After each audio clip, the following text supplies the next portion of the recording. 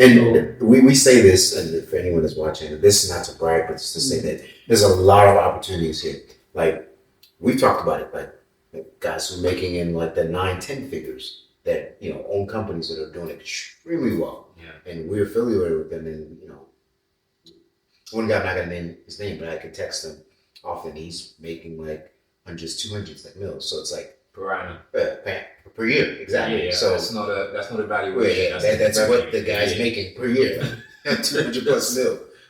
And to be in those kinds of circles, and to know that that's possible, that's the reason why we started. That's the overpack, you do have to kind of take a step back, I think, and look at if they can afford to pay you, paying you. Take a step back and look at what's going on around you, and then understand the transition.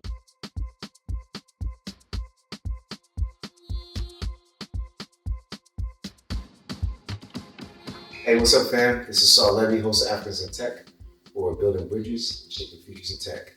On our show today, we got my boys here.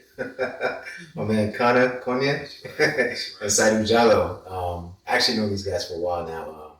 They're my partners in the tech space, and I'm really excited to have both of them on. So typically what we do is just kind of have people introduce themselves and then just talk about, who they are, nothing technical, just like talk about who you are, where you're from, and all that jazz. So, Kaana, you want to kick it off, bro? Yeah, so, my name's Kaana. Well, full name's actually Kaana Konya, but Kaana's been the name I've been working with for quite some time. And originally from the UK, spent most of my life in the UK, so transitioned to the US a couple of years ago, and loving ATL. Nice. It's been good to me. Okay. Good to me. Dope, man. All right, Saidu. Nice. Happy to be here. My name is Saidu Jallo. Originally from Sierra Leone, West Africa. My God. Hello, Bobo. I moved down here in Georgia. I think 4 years now. It's been good. Met Sa and this guy is here. It's been good. Happy. So it's just the start of a big journey. So happy to be part of it. Dope. Cool. Like I said before, I've known Kaana and Saidu for a bit of time now. They're actually my partners with our company OpenPath. So we'll talk a little bit more about OpenPath and all that other jazz. But quick thing, when it comes to tech, if somebody were to ask you what do you do in tech in about, this is a hot question. 3 keywords, what would you say? I'd say 3 keywords. Yeah, 3 keywords. That's difficult. Yeah. I'd say data. I'd say monitoring. Okay. I'd say understanding. Okay. Data monitoring. Okay. All right. You say it? Yeah, it'll be the same. We deal with data, security, analysis. Okay. Cool. So I'll pause for like 2 seconds, try to think about what they do, try to guess. 1, 2. All right. So tell us what you do, bro. Yeah. So essentially, I work within the SIEM engineering space. So it's one of those funny acronyms. SIEM, Security Incidents Events Management, is the official description, and that's covering mostly security, but we do also do some operation work as well. So we might be working with a tool that's looking at for trouble, someone trying to break in, hack, or it might just be a troubleshooting issue, just something to do with systems going down, applications failing, or something like that. So, gotcha. Okay. All right. And then you study? Yeah. One thing you find out is we are in the same space, so we talk about almost the same thing. Same thing. Same thing. I'm in the same same space. Yeah. We, as a team, we specifically work on with Splunk, which is one of the or I would say the biggest SIEM tool out there. Yeah. And what Splunk is just the biggest machine data analysis tool. It's just bring in whatever data you have, whatever machine data you can imagine. Yep. You can ingest that into Splunk, and Splunk can analyze it and make sense of it, and you can use that in whatever use case you're looking at, whatever you want to, for example, security-wise, you can understand what are the threats you want to protect against. Yep. What in operations you can understand what is the deficiencies where you can improve on. So Splunk is an amazing tool, and we are tech engineers here that are really into the tool. We love it. Yeah. We've had a bunch of smokers on here, as you guys know. And it's just another member extension of the Splunk family. So let's talk about a little bit of background. So, were you always in tech? Oh no, I've had a few lifetimes. Okay, let's talk about them. Well, you may not. I mean, it may sound a little bit odd, but I once sold mortgages. I was basically a loan officer. Okay. I think that would be the description over here in the US, but in the UK, you're a broker, you're a mortgage broker, so sales. I've worked in really sort of sales, intense sales environment, so very different to tech in the sense that you're not actually having to work with targets and so on. You're dealing a lot more with people, psychology and so on. But I mean, from that transition into consultancy, and it's a bit of a story, but found my way looking at data analysis, SPSS, and then a few other tools. Found myself with Splunk. So, okay. I haven't heard of SPSS in a long time. Right? Last time I know SPSS was probably like grad school, man. That's right. It's big. It's a big sort of tool within Nigeria. So I did work there for a couple of years, doing some giving back. Intention was to go back there and give back, and I got some exposure to the youth out there, teaching them, training them, and just trying to give them something else to look up to. Gotcha. So that's dope, man. Rich history, man. It's been a journey. It's been a journey for sure. I mean, same for me. I didn't start in tech. I have a degree in accounting from my country, Sierra Leone. So I came to the United States 2012. Okay. So then I was fresh out of college, hoping I would come and get an accounting job. Looking forward to that. It didn't happen. Did a lot of applications, and and I knew that I am lazy, like physically. I am not that kind. So I would not survive doing construction and other stuff. So I knew I had to go back to school and find a way to break in something. So just like advice from people around and everything, I realized going into IT would complement the accounting degree I have.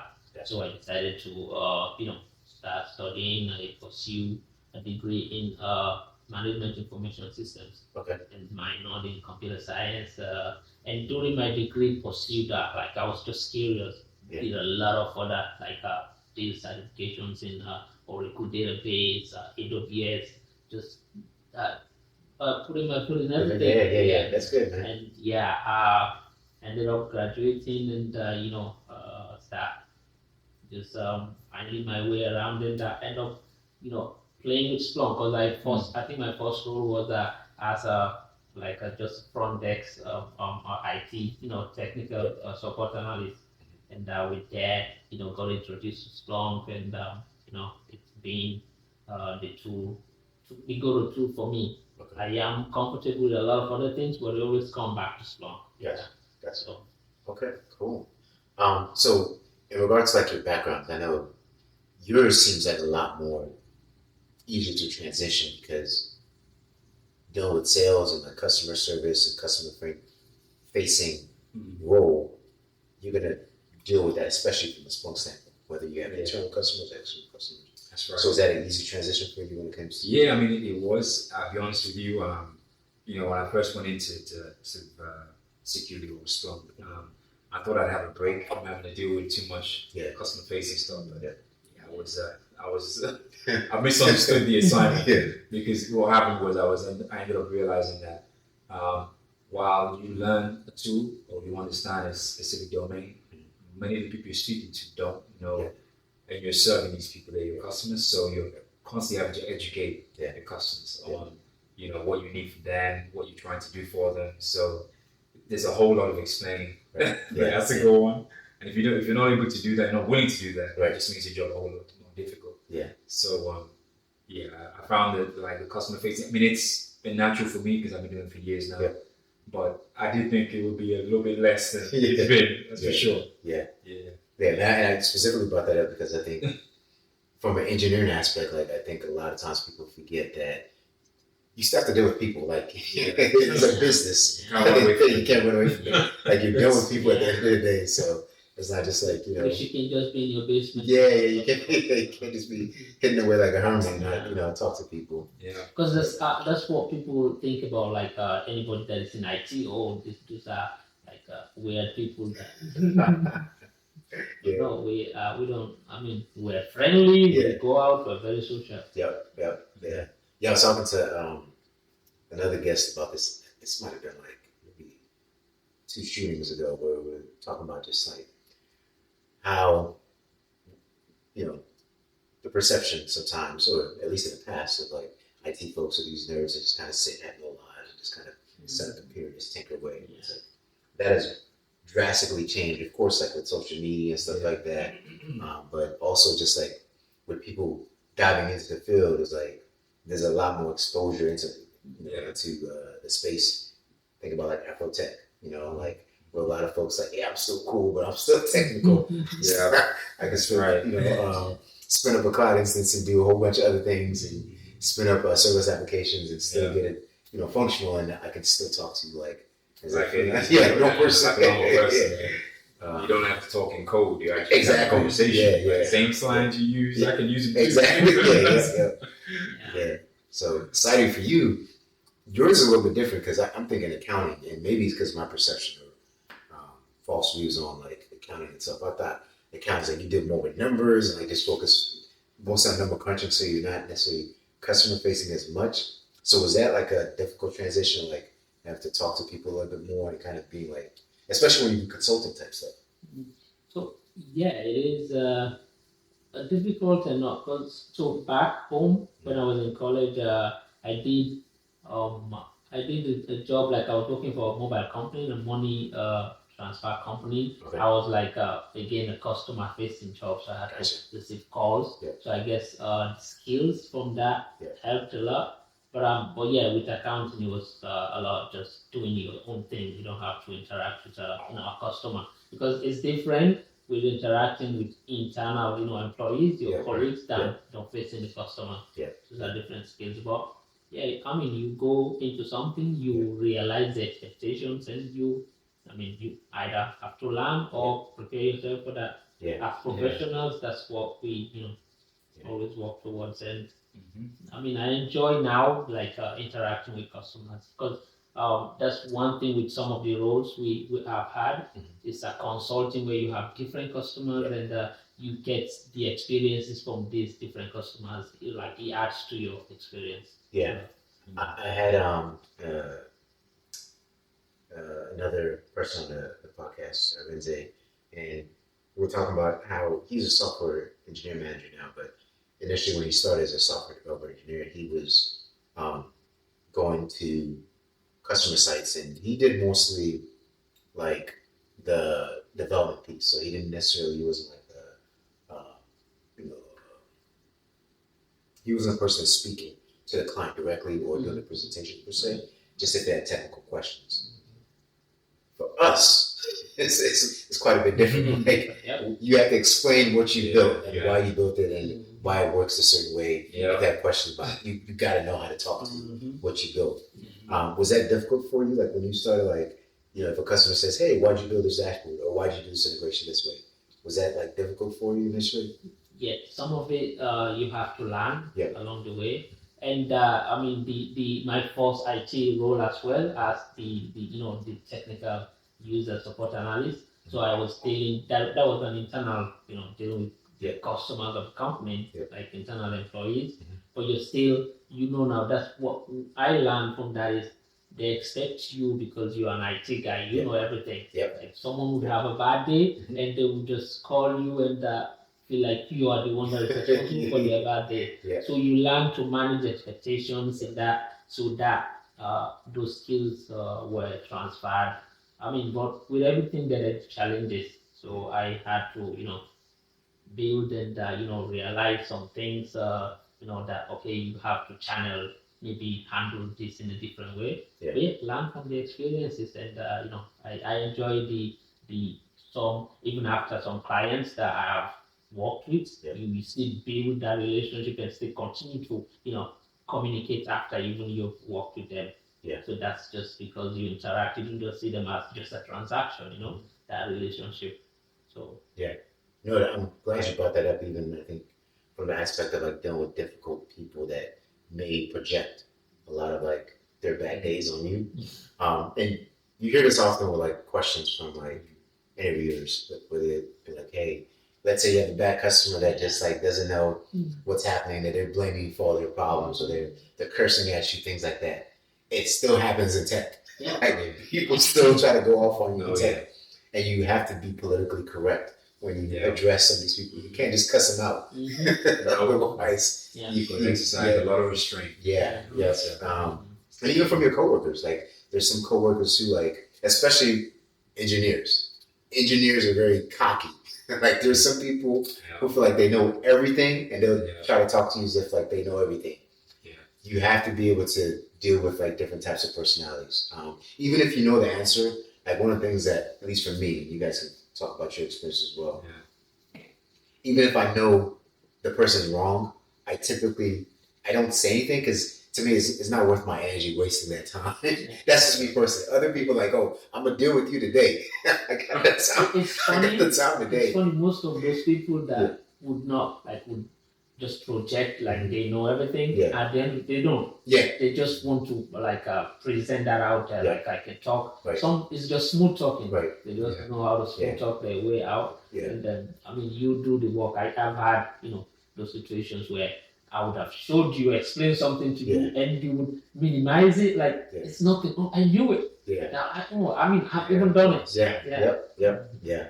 Sure. What about you, man? Yeah, no, I'm saying no, this is don't give names. Of course not.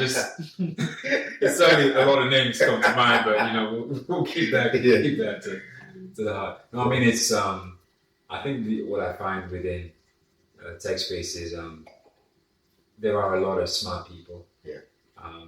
Now the question, when I say smart, I mean they're smart with regards to technology, with regards to concepts. Now in terms of interpretation, emotional intelligence, common sense, logical reasoning.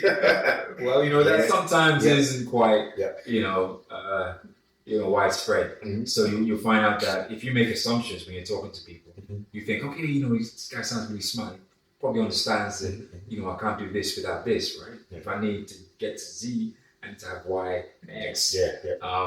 And I've learned very quickly that you don't make any assumptions.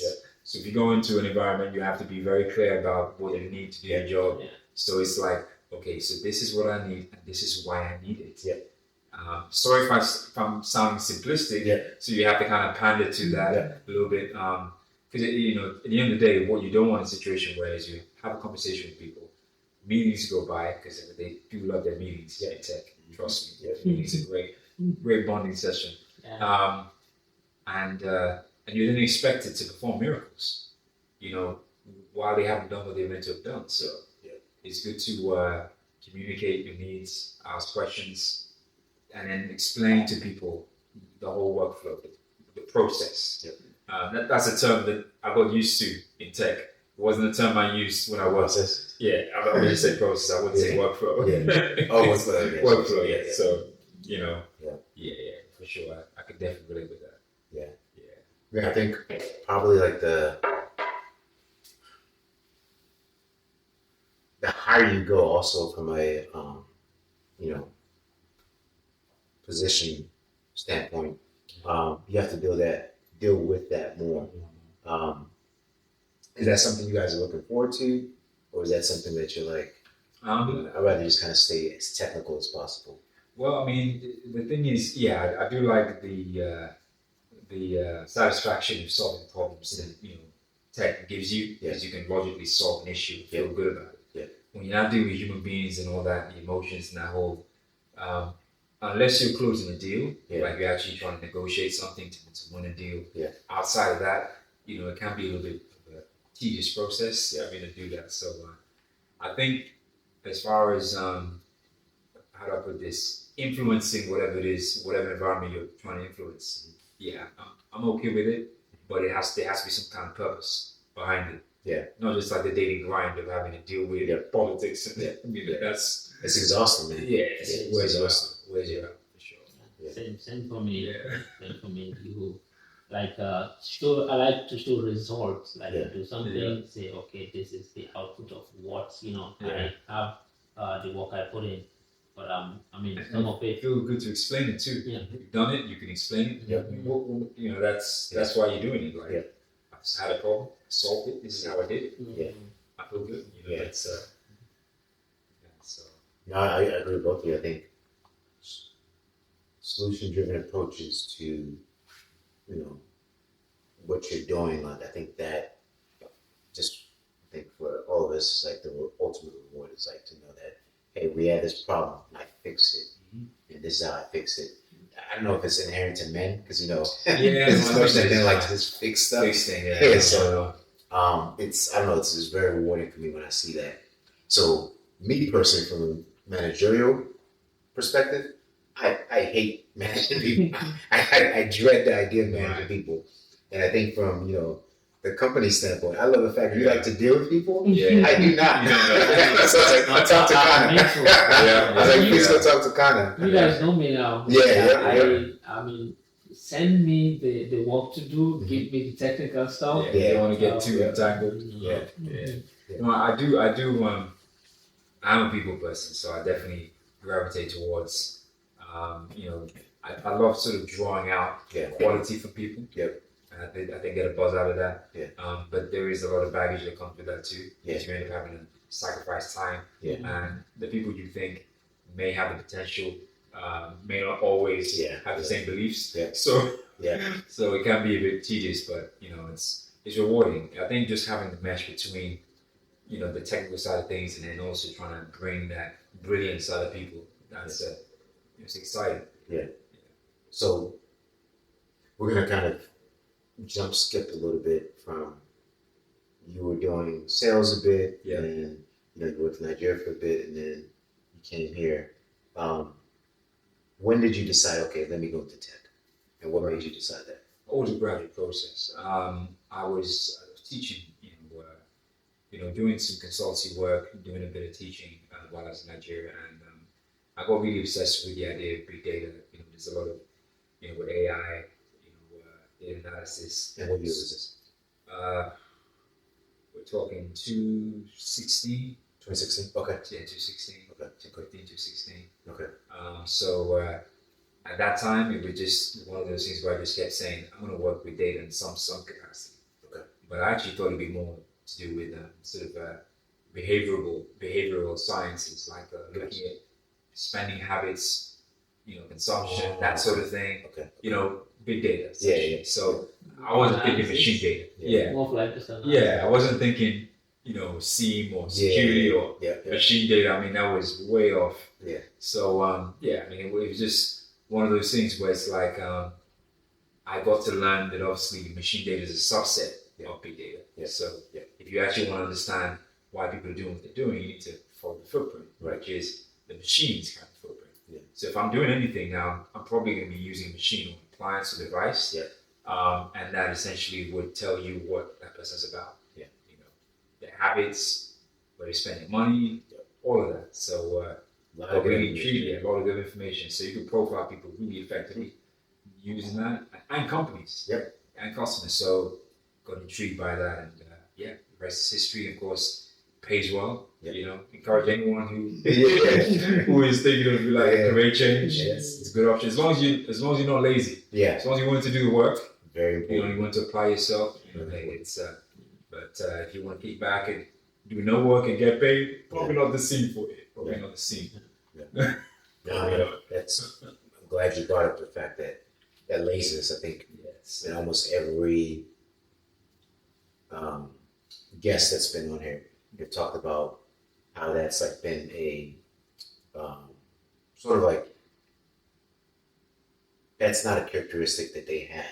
And I think for folks who are trying to get into tech, like if you're lazy, and we've talked to academies where people come in, they're like, I want to make 6 figures. I want to do well. And then they come in, it's like, bro, come on, man. Like you're not doing assignments we tell you to do.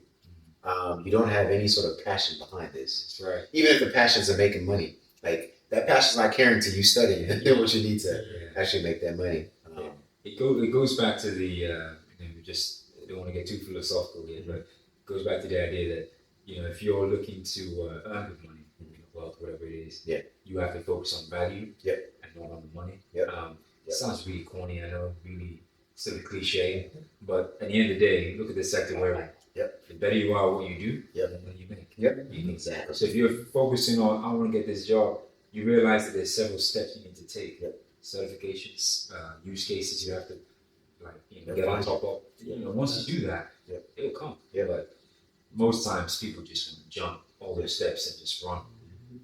And with working in different sectors, what I realize as well is, especially within sort of administrative roles, it gets to a point where your brain kind of not shuts down, but you go into autopilot. So you kind of coasting.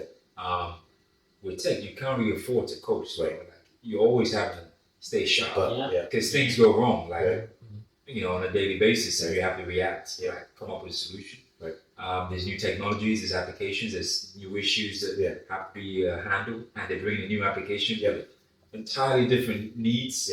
And of course, those who don't deal with tech expect you to be the expert. They expect you to know everything. Like, oh, this application, you should know that. Like, I never worked with it before. We'll figure it out.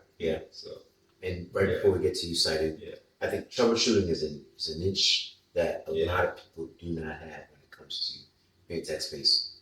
They know how things are supposed to work, but when things break, it's like they start panicking. Is there support? Can we call support? It's like, bro, just understand like how XYZ is supposed to work before you start panicking. Now, there are some things where you can lean on your teammates or your coworkers, whatever it is. But at the end of the day, if you've not done any Google behind it, if you've not kind of like looked at it and said, okay, why is this happening? Even ChatGPT, like put literally your errors, copy and paste your errors into ChatGPT, and it actually gives you sort of like the ideas behind what it thinks could be the issue. It's not 100% right, but for the most part, it gives you sort of like a good framework to kind of follow to solve whatever the problems are. Because with our academy, with the people we deal with, one of the things I emphasize always, if it's just one attribute, one thing you can learn from this class, if you'll be able to know how to look for the answers. That is the thing. There is no way we would teach you everything here, but how to look for the answers. Because if you would have the issues, you would go and face these errors, how to look for the solutions for that. We know Splunk, the tool that we use, has a lot of documentation. Like they're very good at their documentation. There is a joke. One guy said, if you want Splunk to respond to you, if you put something like you ask a question in their documentation, sometimes they don't respond like you ask a product question, but their documentation team is really good. If you ask something not related to even what you want, you ask it there, they will respond. So you have a lot of information, but if you don't know how to interpret the information, you'll be overwhelming even you don't know. Like you would have it there, but you don't know how to use it.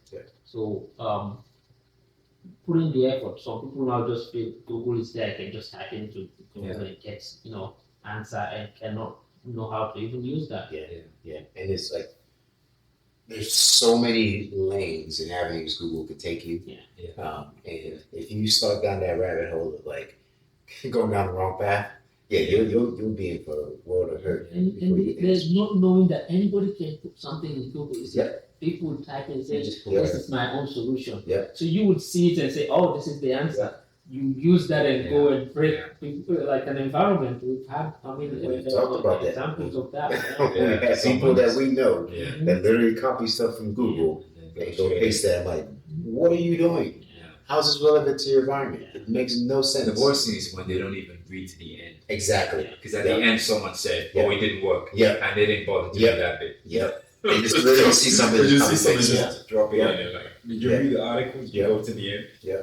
Reading literally is essential. Like you can't get away from reading. Yeah. Like, if you want to be in tech, you gotta read a little bit. Now, doesn't mean you have to read a whole novel and all the soft stuff, but you gotta be able to, like Saidu was saying, like pick in between and be able to decipher what those solutions are. But the learning side of things always, is something that you can't emphasize enough of, because there's so much to learn. Yeah. But it's exciting. You have to embrace it. I mean, if you look at it this way, if you're imagining, how do I put it? Just imagine a tool that we work with, whatever that tool might be. If it's monitoring something, you have a sort of a compound or an estate, and you want to have a satellite look over that place, right? So what's the most effective way to do that? You want to know where everything is. You want to be able to get into the doors, know where everything's positioned. So it's like, for me to be effective in monitoring that space, I have to know the space well too. So if I see something, I'm like, that must be this, whatever. I'm not just seeing something and wondering, what is that? Well, if you knew the environment, you would know what that should be or what it is. So a great point you made there, and Saidu, I know we got to get to you on your transition. We'll use Splunk since we're Splunkers here. If you're asked to bring in random data about something, and then you're asked to build a dashboard or visualization that says this is good or bad, one of the biggest things to know is what is good and what is bad. And you have to research an application, whatever that source is coming from, what is defined as good or bad. A lot of folks are not willing to do that work. If you work with one tool, does not mean that you're not going to segue into multiple different other tools to kind of get your job done. So you being a cybersecurity engineer, a software developer, a product designer, you being a scrum master, project manager, it doesn't really matter. There's going to be times where you're going to have to jump into other areas to learn how XYZ works, because that's going to help you understand better what your role is and kind of what your job is. I think oftentimes people go back to that laziness. You just say, I just want to do what I'm asked to do. Like, you're quickly going to get replaced. And that's kind of the point I kind of want to get to. Like, you don't want to get to the point where you're stagnant, but so much. And then some new grad or some person that just jumped from the boot campus that's actually really hungry to like learn and grow, they're going to come and replace you. And let's say they don't even come in and they have budget cuts. As we've seen all throughout 2024, 2023, a lot of people get cut because they're not really like of value to the company as they thought they were, because you're just meeting just the baseline of what's needed. You got to go above and beyond. So go ahead, bro. I know you had some stuff to say. I guess, the point, the good point you said there, like the tool, you're looking at, it's just, I think, an idea on like my experience with dealing with, students and all of that. It's, how people feel, the expectations of what they don't see, what you put in to get to where you are. They just see the end product, see, okay, Kaana now is making 6 figures, he has a house, he's doing all of this good. They think it's something that happens overnight. And now you tell them, okay, come and do the same. You can do this. This is possible. It's no magic. I did it. I am not the smartest. I just had to, study this over and over. But they take it for granted. They come and just feel like participating. It's what gets them through. So if just believing you want this and even when you get in, so it's not just getting in, like get comfortable. You have to keep upgrading every day. Constant. Constant. Like IT is that you cannot feel comfortable. Like when you feel comfortable, then you are stagnated and you will be replaced. And especially when they're saying AI is replacing the jobs now. So when you don't, when you are not trying to upgrade yourself, then your job would be because AI is learning and getting rid of a lot of the common things like simple stuff. But if you are really a technical guy that knows what you're doing, there's no way you'll be replaced. Replace that quickly, And I think that's, I talked about this on a different podcast with Jaya. She's a manager at Google, and she's developed a whole bunch of different types of programs. And one of the things we talk about is that there's a lot of people who fear AI. I'm not saying that you shouldn't be cautious of some of the things that are being automated and being programmatically designed, but when it comes to what we do, there's still a lot of human interaction and human intervention that's needed. And as long as you are progressing and continuing to kind of work on your craft, you're not going to be easily replaced. It's not going to be like a 2, 5 year, 10-year even deal, because there's still a lot of issues that, as we all know, that's still wrong with AI.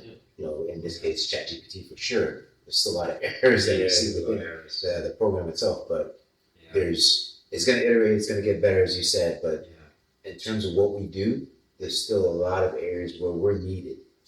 But as a person that's in the field, if you're not bettering yourself, somebody else is. There's always somebody out there who's working, who's really trying to get, into the tech space, but not just get in, but trying to stay and excel. And to add to that point, and that goes for, I would not say Africans in general, also black people, because most of it, the assumption when we get, mostly when we get a new role, the assumption is we're lazy, we're not that smart. So we have to always prove ourselves. And most times we come in and prove them right. We come in and do the things we just stagnate, we don't do anything. So I've seen, people work with colleagues that would lose their job, and you feel you are the other guy there, and you feel like they just have to go. If you're not working hard, I don't care what race, color, creed, whatever it is, you're. I actually don't care. I've seen friends who've been lazy at work. I'm like, bro, not only are you not benefiting the company, you're also making it harder on me, because now I got to pick up your slack because you're lazy. No, if you get fired, bro, you deserve to get fired. Because of you. Because of you, exactly. So if you're a lazy person, I've said this, Nick would attest to this. I've said this over. If you're a lazy person, one of the things engineers hate the most is lazy engineers. We hate lazy engineers. If you're not willing to put in the work and at least try to attempt to do something, it's no point. I'm not saying you need to solve the world's problems, but at the end of the day, try to fix whatever it is. And if you need to ask for help, ask for help. But if you're at a point where you're not asking for help and you're just kind of letting either tickets build up or issues build up, and then the manager's like, hey, we need to solve this, so everybody's getting, written up or whatever it is, and it's your fault, man, the way people are going to side eye you. Big time. I think one sort of funny scenario I just thought about is the whole agile environment thing, where you're expected to volunteer to take work. So, I'm sure you've experienced this before, where, manager comes in or scrum master, whoever it is, and they say, oh, we've got these tickets to come in. And if you're happy just to sit in the back and be quiet, that's okay once, twice, 3 times. After a while, you start thinking, we don't even need this guy. So you have to make an effort. Even if you're nervous, grab that ticket and run with it. Go and start researching that thing. And have you had this? I always, it's something I always tell my wife. When I started, or even now, because we know we're given, in IT, you are always learning new things. You will always be faced with a problem that you don't know the solution for right away. You have to do research. I say I always get this, I'm given a ticket and I'm not even sure where to start. I start wondering, how do I complete this? But in 2-3 hours later, I'm like an expert in that thing. I do research, and I know now that I can even teach somebody with that. So it's just are you willing to dig? The confidence that it gives you too, once you learn something that you had no freaking clue about, how it works, whether it's from a networking standpoint, security standpoint, application development standpoint, troubleshooting, whatever it is, you learn something that's oh goodness, I didn't think I would ever learn this. Some of the stuff that I know now, I look at myself 8 years back. Dang, okay, I actually know some stuff now. And there's still some guys that I know that I'm oh my God, they went circles around me with the stuff that they know. There's some guys I'm these guys are true geniuses. You teach them anything, and they'll pick it up within like hours. Yeah. They just know it. Yeah. And I'm not that way, but I know that from practicing and giving myself time, and then not the other part I think, which is very important, is also not beating yourself up about stuff when you don't know right away. Yeah. Be patient with yourself. You have to be patient, real patient. Not everybody's gonna be that, you know, 1% or 0.001%, whatever it is, that's gonna just pick up stuff like that. That's right. There's very, very few people that I've met in life that actually know how to do that. Yeah. Even some of the guys that are like really super smart, like when I ask them certain things about how other things work, they have no clue. So there are things that we're all learning and growing in. And when you get in the field, be patient with yourself, but do not be lazy. There's a big difference there with, you know, being patient versus like just say, well, it's not my job. I don't need to know this, versus like, I'm gonna give this a shot to try to learn and understand. The thing that I think that builds that is like your confidence. If you know, like when you're lazy, it comes down with like it goes hand in hand. Your confidence is not there because you're not like they will ask you something, you're confident of talking about it. So you working to solve something, you learning these things, it makes it build that in you now. Like I can talk here. I know I'm in my team. I know. I mean, maybe I'm not the smartest, but I'm not down. I can talk. I can defend myself. You know. So that's what comes with you studying these things. You going and researching and finding the solution. Now you know I can do it. So you are not like you're not expected to be the smartest. Just see it and know it. But believe in yourself that I can learn it. I think that belief, when you defeat yourself from the start, that this is too hard. That is, I think, the biggest enemy. Like you believe, I cannot do it. It's too hard. Why? I mean, I feel like there are people that are smart. Yes, but nobody is dumb. It's all about you reading. It's I mean, I can talk from a personal point of view. I mean, when I was younger, I was given the impression that I wasn't technical. I wouldn't be able to handle technical things. So I just didn't understand how I learned. And it's like you need to figure out how you learn. If you figure it out, visual, whether it's to do with reading, or maybe a combination of that, mixing all of that together, is that idea of a growth mindset. So, I think a lot of people I've come across, they're just kind of getting the impression that they put you in a pigeonhole, the box. They say that you're this type of person, your brain functions this way. You will never be able to do this or able to do that. That's just the way you are. And it's like, that's all rubbish. It's an illusion. So you have to basically be willing to unpack that, unlearn that mindset, and decide, you know what, I can learn this if I want to. It's just the logic behind it. With technology, what I've learned is it's so logical. If you take a step back and ask the right questions, don't look at the whatever complex solutions in front of you if you don't know what it is. Just stand back and say, first and foremost, what is this meant to do? Okay, what did you use to put it together? How was it built in the first place? Okay, what ingredients do you need for that? And then slowly you start thinking, okay, if I'm familiar with one of these things, okay, then if this does this, then the others must be doing something else. What do they do? And slowly it starts to get less intimidating. Because in the beginning it's scary. It's like, what is this? But then with time you start thinking, this isn't quite as scary as it looked initially. I think just having that mindset, being open, being willing to just keep learning. I see guys who are, and ladies who get to their maybe late 30s, and they almost kind of give up on learning new things. They just think, too old to learn. I'm too old to learn. Like, once you get 35, I'm good. I've got my college degree. Me learn something new now? No. And once you say that, it's over. So, I could learn stuff and say I'm too old to learn new stuff. And this idea about this mindset, that top point there, like I can say it relates to me a lot. So me, when I graduated from college, right, and just then looking at the market that was there, my goal, my dream was like if I can make 60 grand and up in a year, oh man, that's the dream job. Like I would be living my, the good life. It's conditioning.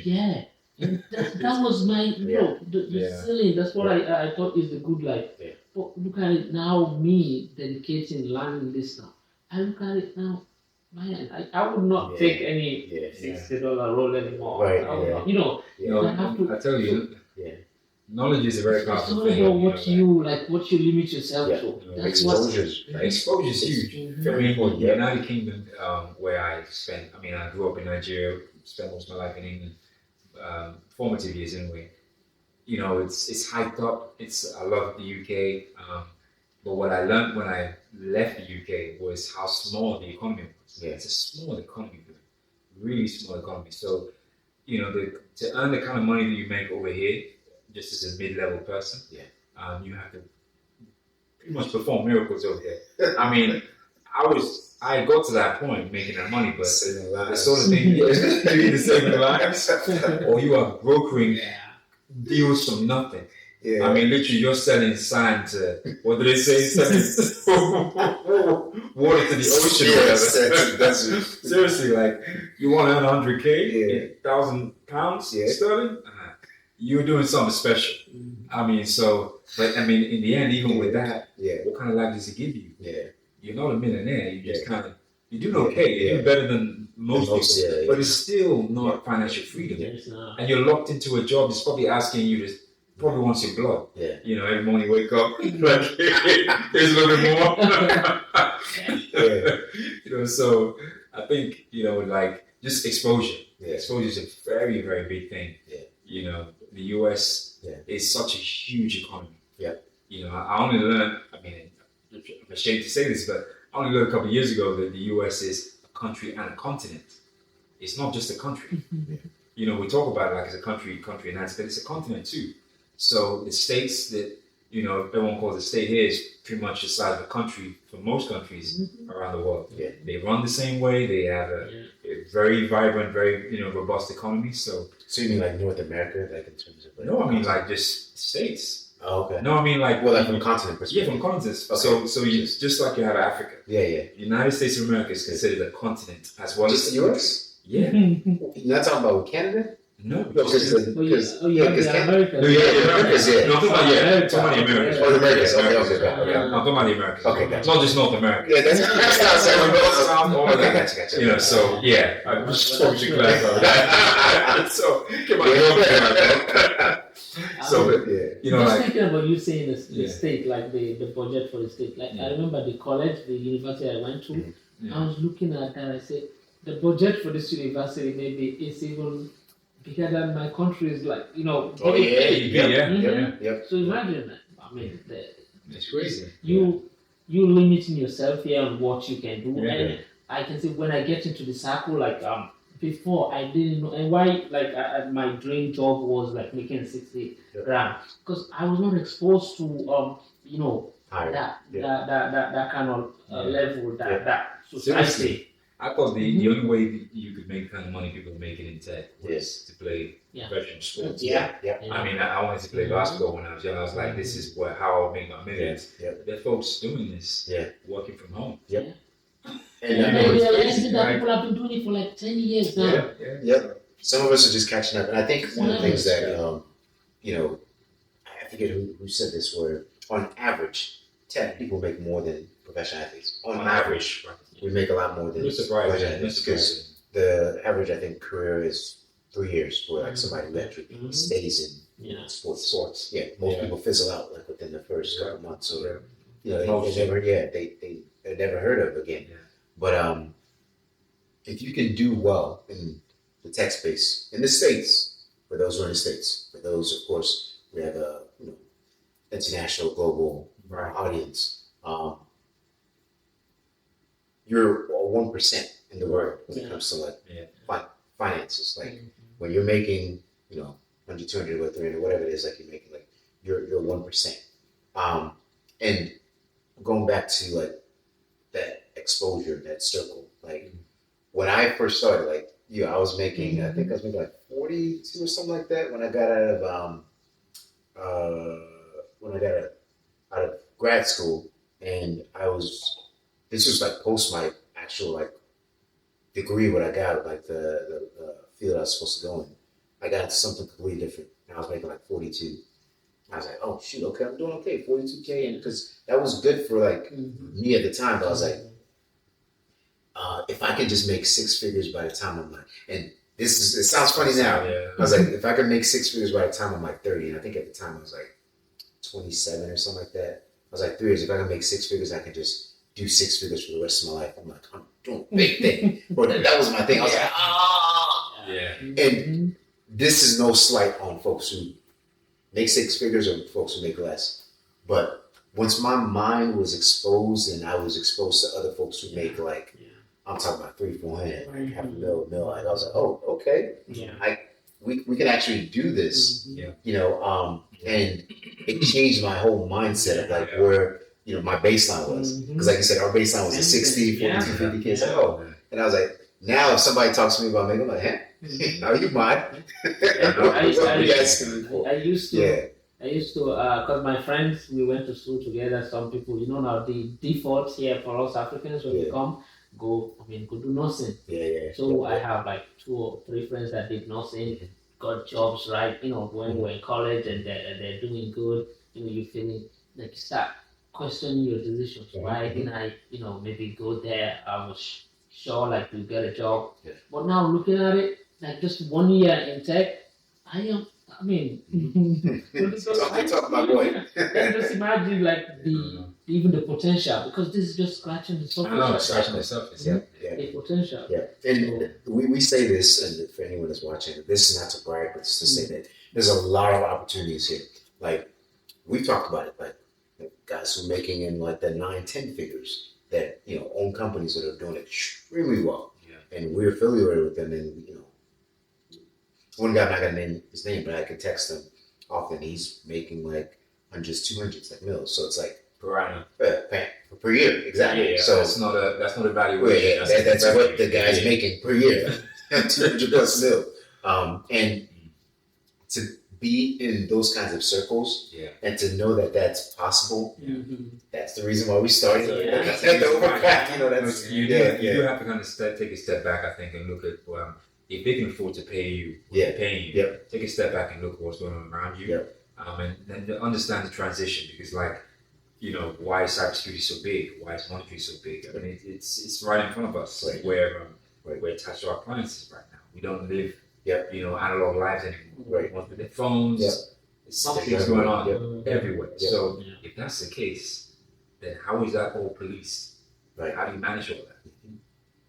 It's now a necessity. So it's like, if you can just see the logic behind that, and there's a whole economy that drives all of that, you can understand why there's a whole lot of money there, because it affects everyone. I mean, to the point where in Africa, in some situations, technology is even more advanced than in the US. Like giving a case point, you know how you have text on your phones, right?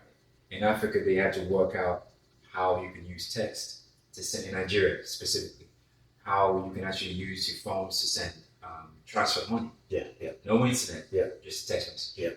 So there was an algorithm built in there which would enable them to actually, someone could just transfer money just by sending a text message. That was one of those companies I was talking about. So, but I mean, that technology is not needed here in the US as well. I mean, the internet is everywhere. So, but someone's in a farm, literally with a home in hand, and like, you know, and go to their little bag, get the phone out, a little bit of reception, and they've got to say, oh, someone send me credit to, you know, like, send me a little bit of money, you know, about transfer. And they have all that, you know, so it's interesting, man. It's interesting. And I'm glad you brought up Africa, because I think from a development standpoint, I mean, there's some aspects where, like you said, like we develop things that like, oh, how the heck do I do that? But then other aspects is like, we're like way underway when it comes to like, progression. But imagine the potential. And that to me is like why the whole African tech is like, it's really big for me. It's like the potential, like once everybody starts really becoming, starts utilizing more of the digital space, and then, you know, we unlock like more potential, and everybody's on the grid map, right? So at that point in time, how much data can you mine? The amount of money that's going to be generated, the amount of like finance is going to be generated from the content alone, it's insane. It's insane. I mean, again, we talked about this before, but Google, Facebook, Amazon, like all these companies, they're already forecasting some of these things like 10, 15 years down the line. Okay, if these folks can even get like 50% in terms of like being like visibility, like in terms of internet and all that, and everybody's like on the map.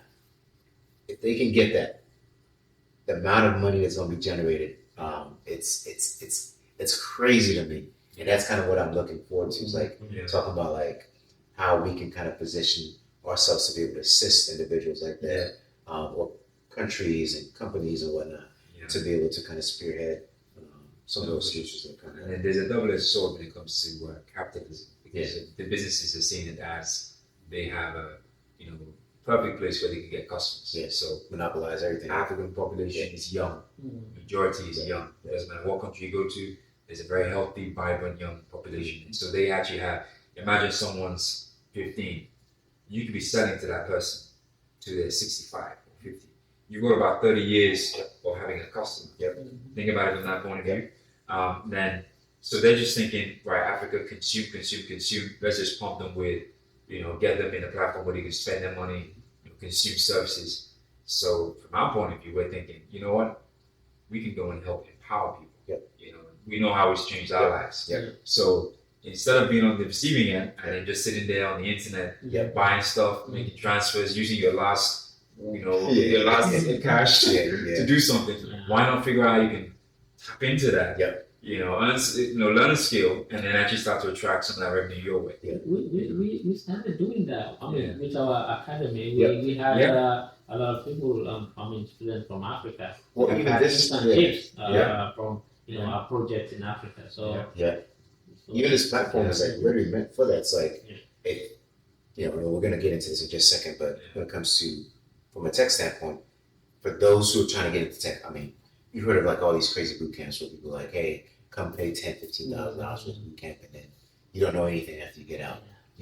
People are literally putting their life savings into like boot camps, and they get out and they just literally been taught documentation. It's like, can you imagine that? Something you can go read on the internet for free. Somebody sung that, package that, and say, okay, this is how you become a special. You literally, that's what they're literally telling you. Like, here's a book that I've created. And it's like, oh, is it the same book that the company they publish online? Like, well, it's a little different. I just put my name, my white label. It's like, it's crazy, but to me, there's a lot of people who are falling into these traps. Because unfortunately, we as much as like we talk about the majority preying on the minorities, we prey a lot on ourselves. Big time. A lot of Africans do a lot of damage to other Africans, for sure, and that is extremely disheartening to me.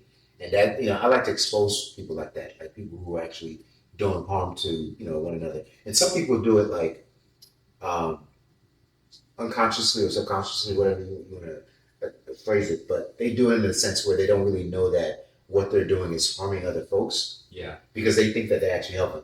But there are other folks who are deliberate about that stuff. And that to me is what I'm trying to like shed light on. I was like, okay, if somebody's not teaching you how to do this step by step, whether it's you have a physical server or you have a virtual server in which like you're building stuff, building solutions and doing XYZ and you being practical about it, don't waste your time. Don't just learn the theoretical stuff because you can go to school for that. And you can waste your time going to school for that stuff, or you can read a book, or you can watch a video. And I think the reason why, the mindset where we're saying some will encounter people like African brothers where they would come to maybe our boot camps where all in their mentality is like participate. At the end of the day, you get the six figure. They get this idea from these bad boot camps. Go learn. 3 months takes you. You learn this tool. You get 6 figures. They don't tell them what is needed. Really entails, like all that you need to learn. And these people come into like some. You don't like. You have to have the mindset. You have to be ready for it. I talk about my wife wanted to go into tech. I told her it is crazy. It is hard. So no tool that you deal with works in isolation. All these things work together. So you cannot just, for example, learn Splunk and say you are in technology. You cannot get a job. So that's why even some of the students that we get, I tell them, go get introductory stuff first into tech. Go get basic introduction to IT. Go do those. I mean, network, even just like network engineering, it's huge. You know, but they tell you don't that, need any experience, nothing. Just come 3 months and you get it. And these people come now with that idea. Yeah. Even though we remind them that this is not the place for that, right. but they will still feel like you're just intimidating them. Yeah, and that mindset is like it's extremely toxic and it's disappointing, and especially folks who I think I talked about this with another person that's going to be on the pod soon. The people who are professionals, doctors, lawyers, and whatever they're trying to escape, whatever profession that they're in, that they come in and like, oh, I know this, I'm going to do this. Like those are the ones that it's really hard to kind of change their mindset because they feel like I'm a professional, I'm smart, I might be even smarter than you. But when it comes to like, yes, you might technically be smarter than me, but when it comes to like the field, I understand this a lot better than you. And if you don't do it this way, not saying that this will never work, but you're gonna face a lot harder uphill battle than what you're gonna want to face when it comes to getting a job. So when you get into the workforce, or when you're trying to get into workforce, like I like the fact that we built a program where it's not just you come in, we kind of just go through like the documentation and then we kind of do stuff just us, but we actually have the students build labs and actually run through the labs and practical stuff that you're going to build. Same sort of stuff you do in production. So if you build a server and they tell you set up Splunk or set up like security group, set up blah, blah, blah, those are the same exact things that you're going to be doing in production. If we tell you run Ansible to do whatever it is, same thing. If we tell you build a script to do whatever, same thing. At the end of the day, it functions the same way, but you need to understand the process. I think a lot of folks aren't willing to kind of understand the process there.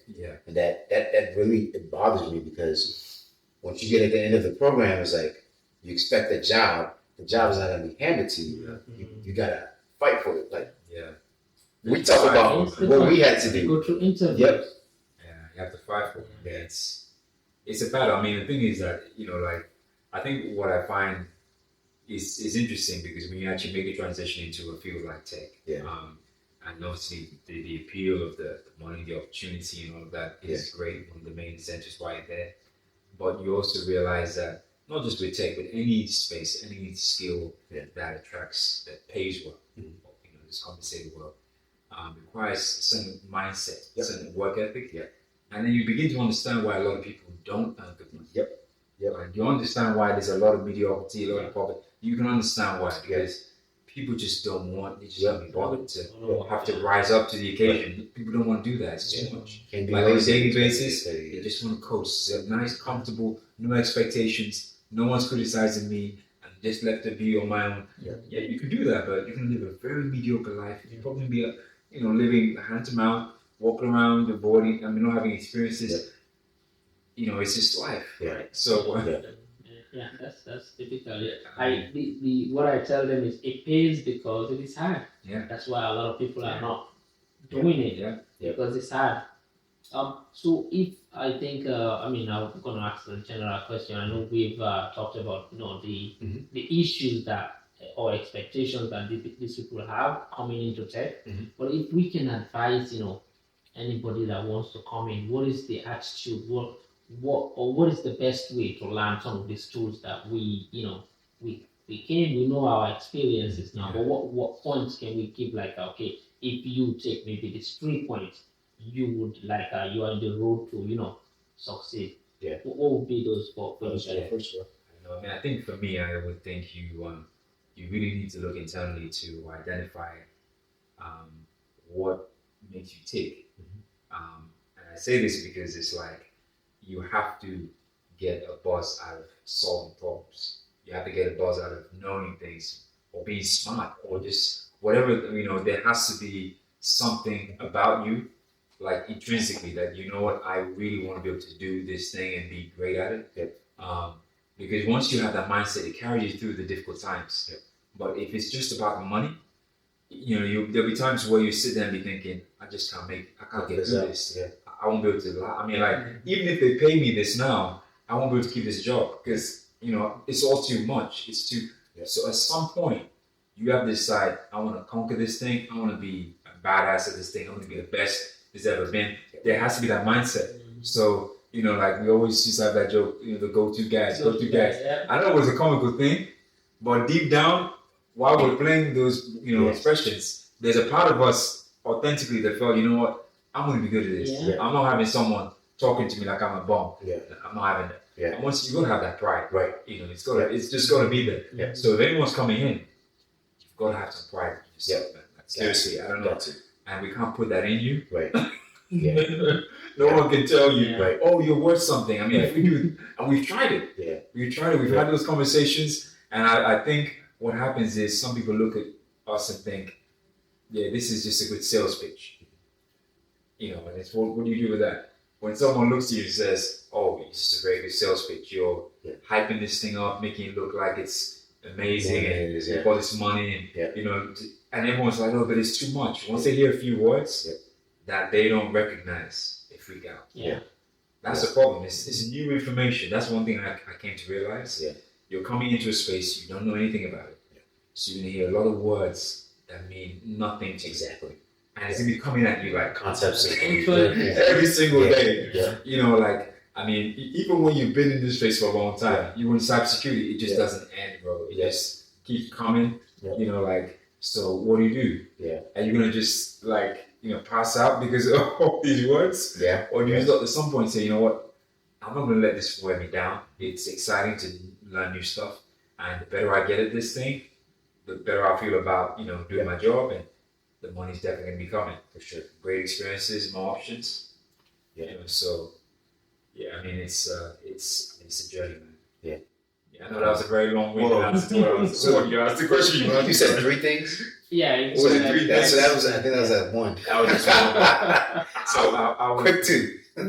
Yes, quick 2. Work ethic. Yep. That's very important. Work ethic. Work ethic and consistency. I mean, it's all motivation.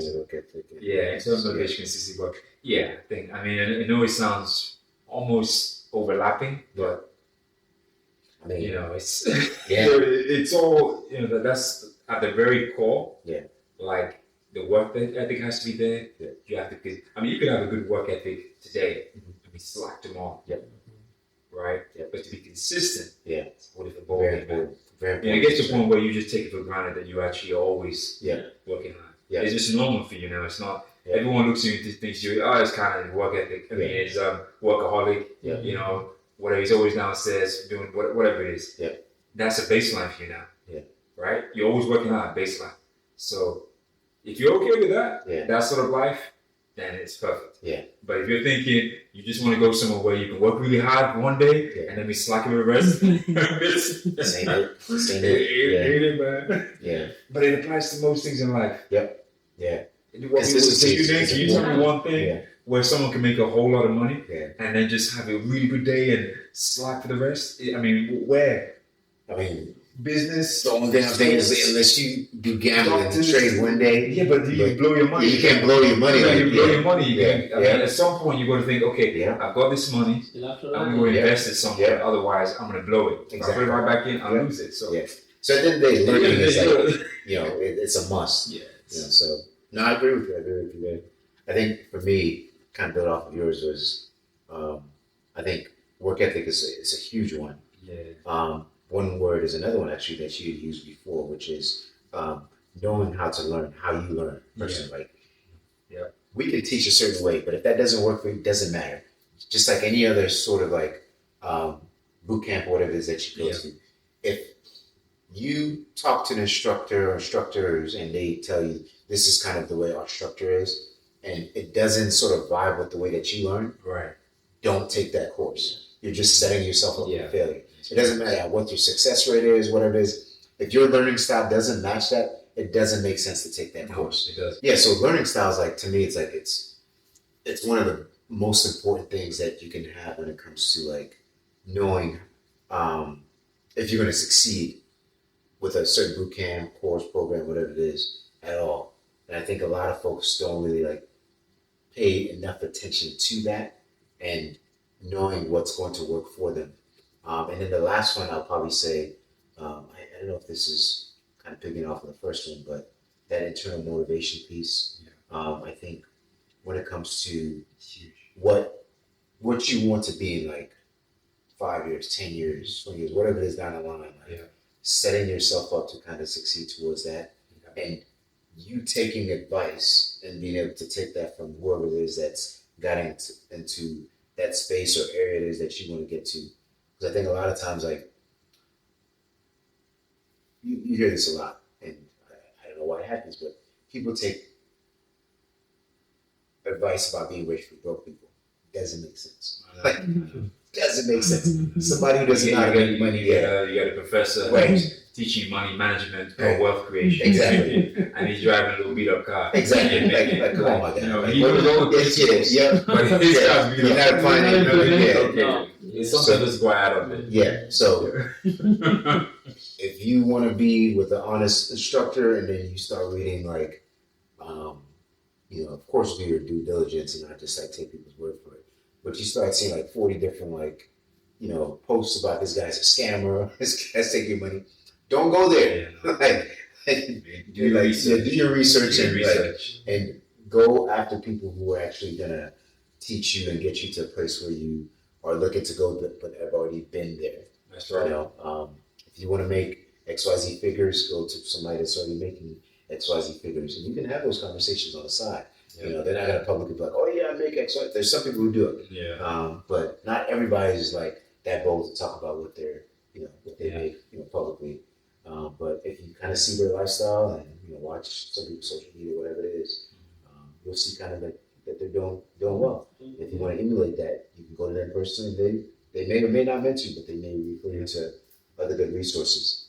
So I don't know if that's 3 or 4, but that's it. Okay. But what are yours? Yeah, I think all of it boils or it starts from what is your inspiration, what motivates you, because you have to have that, because it would get tough, right, when you're learning. So you have to always have a reminder that I get into this because of, I want to achieve X, Y, Z, and I'm going to stick to it until the end. I have to achieve it. That's right. So if you don't have that, thing that you would remind yourself, I still do it, like even when things are hard or when I was going to school, I like to imagine myself, imagine good things. I'm going to school right now. After I get this degree, I get a good job. How I would be living. Visualize that makes me even push more, because I'm now thinking about that life is possible. So I can get it. So that is always what keeps me, because it gets hard, and wake up 2 a.m. or you stay up until 2 a.m. every day. It's crazy. But I think the second one, the most important one for me, is practice. So with consistency. It's nothing. It's not about we know you go to school like college, right? Everything is theoretical. They teach you. It's different here. This is like a hands-on. You have to actually do it. Build it, break it. Remember, Saidu. Always we were telling build it, break it until you don't have to refer to anything to build it yourself. So do it over and over, and it end up becoming muscle memory. Now that you don't have to, go read watch a video or go read something about it. So practice over and over and over. And I say this because me dealing with students, they will tell you they're practicing. I'm doing it. I am. Everything. When we start the class, how are you? How was the last class? Any questions? Are you guys, really understand? Yeah, it's going good. We got it. But I know it's because when you are practicing, you would have issues. Because I did when I was doing it as well. You would have errors. We've seen sometimes you would be executing a code and just a single character that could make it not work, and you'll be like a day or two struggling with that and not know how to fix it. So if people come to me and just say, I'm doing it, everything is going fine, I know it's a lie. So you do it over and over and over, it then gets it becomes part of you. And build that. So practice is the goal. Anything that you learn, make sure you can do it yourself.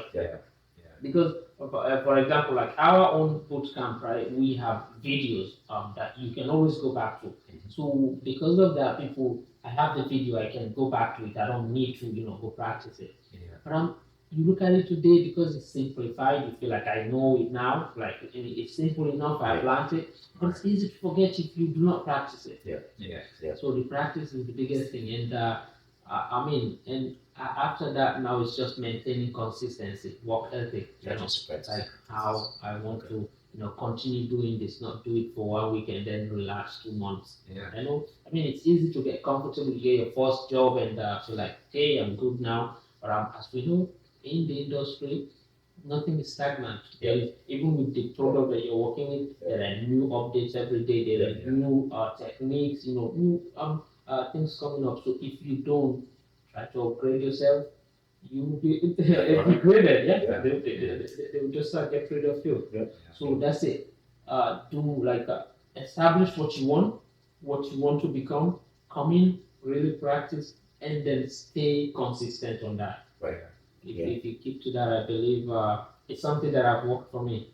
The muscle memory, that's a big one. Really big, because some things just need to be on autopilot. If you have to think about everything, it's a lot. It's a lot, man. I did an exam recently. Open book exam, cybersecurity, and they tell you, just bring as many books as you want. As long as it's paper, bring it in. Sounds great in theory. What I would learn very quickly was if you don't actually retain information, so the books are just there as backup. They're not really, you shouldn't need to open your books every single time you have a question. Because if you're doing that, you're definitely failing. Like one question comes up, you're now looking through pages, you're now looking for the line. It's 10 minutes or 10 minutes gone already. So it just goes back to that whole thing of like, you have to just keep exposing yourself to information, retaining it, and just get to a point where you see something and it triggers a thought. Right. And that thought then gives you a picture in your mind. You go, oh yeah, I know what that is. But that doesn't happen unless you're consistent practicing. There's no, it's not magic. I mean, it's everything. Like I always use sports analogies with those who are trying to learn and coming in newly. If you look at sportswomen, anyone who's great at sports, they are hardworking. I mean, who's Ronaldo? Ronaldo is a classic, right? One of the greatest football players ever. When I say football, I mean soccer. Right. So he is known for his goals and all of that, but his work ethic, second to none. I don't know anyone who works as hard as that guy. Seriously. David Beckham in England was huge, right? He wasn't the biggest scorer, but he worked extremely hard from a very young age. And it doesn't matter what sport you go into. Now, if you go into, other areas, whether it's arts, whether it's music, whatever it is, everyone's going through a high lot of repetition, just repetition. So you have to embrace that process. If you do, the world's your oyster, as they say. You do whatever you want. And there's of course that mathematics with the 10,000 hours. It makes you an expert, whatever. Oh yeah, say you put 10,000 hours into something, right? In anything, right? Then you technically an expert. So I don't know if it was Kobe or who it is that said you said that. I think it was 20,000. It might have been Kobe that said that, but it's like. I remember I asked you that, how many hours? How many hours can I put in a day if I really want to, know this thing? And he said, if you can do at least 3 hours. I said, oh yeah? Okay. I'll promise myself. Man. And over time, the more and more like you do it, just like you said, just like it just becomes muscle memory. It's muscle memory. A lot of it is muscle memory. I think that for me is really important, like the muscle memory part, because you need to understand your strengths and the things you may not necessarily be so good at. So for me, it's like muscle memory. When I get familiar with the process, I can amplify it, right? So, but coming to something new, especially when it's tech or it's a whole new concept, it takes time for me to figure it out. So I work really hard to break it down and then say, okay, I've got this now. Now I need to do it a couple of times because I don't feel comfortable that I fixed it once. I have to attack this thing because it's going to come again. And the other thing you can do when you're working is documentation.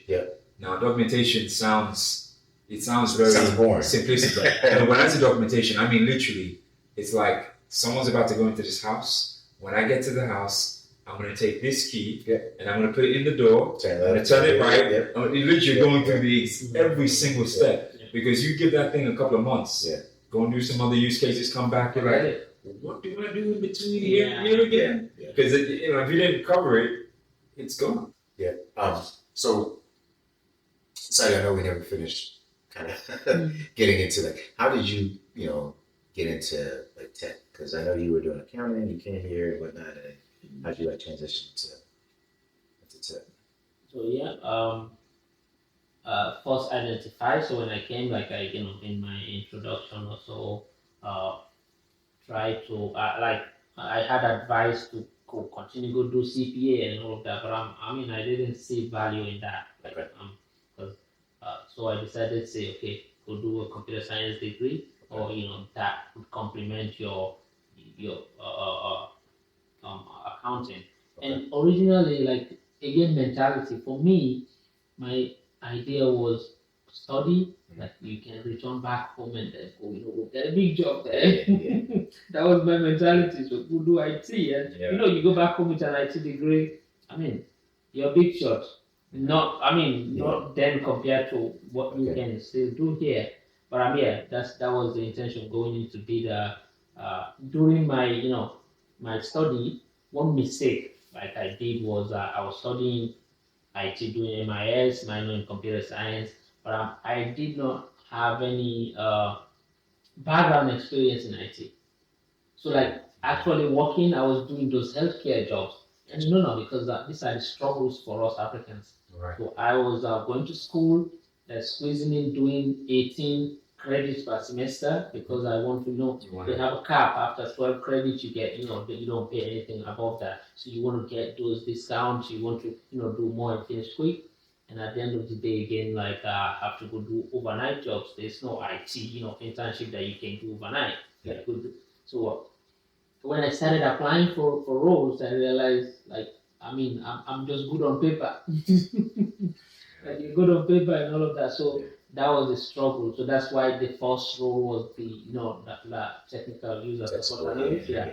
And I actually learned a lot in that. So I realized even that a lot of people that you see in the tech field now that you see these engineers, these developers, they all started that's the entry level for like almost everybody. And that's where I started getting exposed to hands-on stuff, like actually learning, okay, what happened behind the scene? How do you, install and troubleshoot an application? Because before I have Microsoft Word, I just see, I go there and use it. I don't like actually think about what happened. How does this work behind the scene? If anything goes wrong, how do you fix it? How do you uninstall and install it? There are a lot of people that do not know how, like if an application is not working, how do you uninstall it? How do you upgrade it and all of that? So how does the operating system, the different levels, and so learn that really exposed me now that you can do more. So and got introduced to Splunk, in general monitoring the same tools, but I was working with Splunk more and more, and just diverted into that.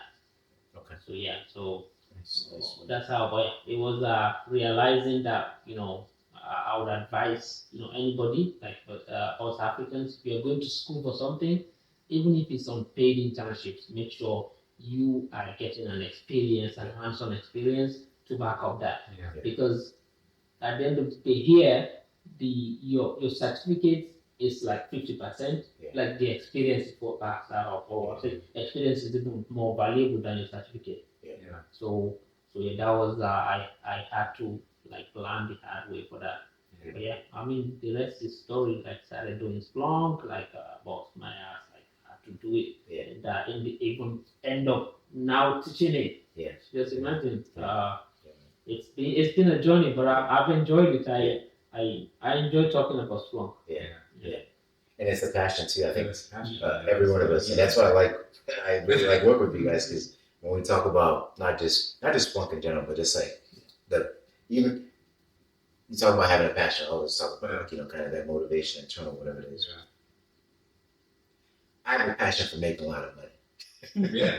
Like we all do. Yeah. So yeah, especially It's science of making a whole lot yeah, of money, man. It's a beautiful thing. Yeah. I mean, it's like the Warren Buffett syndrome. Like, yeah. you know, he's still eating the same burger he Yeah. ate 30 years ago, Yeah. driving the same car. But he enjoys making billions of dollars. It's He just gets a buzz out of it. What time is it now? What time is it now? It's So 11. It's It's almost 11:04. It's almost Yeah. midnight. Yeah. We're podcasting almost at midnight, Yeah. and we're at the end of the this podcast doesn't generate me millions, but at the end of the day, it's I know, like it's- my hope is like you know Some we're point. building something, right? Exactly. It's the hard work behind it, Yeah. and you guys have that same sort of like mentality and that sort of like that it factor, Yeah. and that's what I love about working with you guys. You know, I did have a quick question because Sure. something you said, what is the role of education?